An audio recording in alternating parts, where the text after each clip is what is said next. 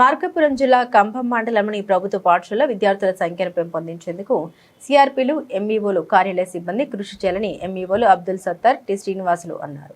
రానున్న విద్యా సంవత్సరాన్ని దృష్టిలో ఉంచుకుని మండలంలోని ప్రభుత్వ పాఠశాలలో విద్యార్థుల నమోదు సంఖ్యను పెంచేందుకు ప్రత్యేక ప్రణాళిక సిద్ధం చేసుకోవాలని, పాఠశాల అభివృద్ధి విద్యా ప్రమాణాల పెంపు లక్ష్యంగా చేసుకోవాలన్నారు. గ్రామాల్లో డ్రాప్అవుట్ విద్యార్థుల్ని గుర్తించి తిరిగి పాఠశాలలో చేర్పించేందుకు ప్రత్యేక డ్రైవ్ చేపట్టాలని, ప్రైవేట్ పాఠశాలకు వెళ్లే విద్యార్థుల్ని ప్రభుత్వ పాఠశాల వైపు ఆకర్షించేందుకు అమల్లో ఉన్న విద్యా పథకాల గురించి అందరికీ అవగాహన కల్పించున్నారు.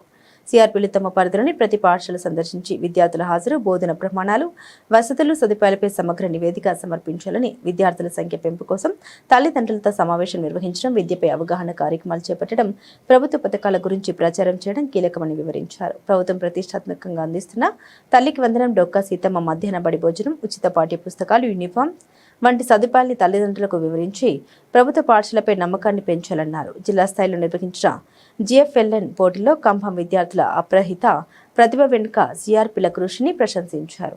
ఈ కార్యక్రమంలో సిఆర్పీలు, ఎంవీఓ, కార్యాలయ సిబ్బంది పాల్గొన్నారు.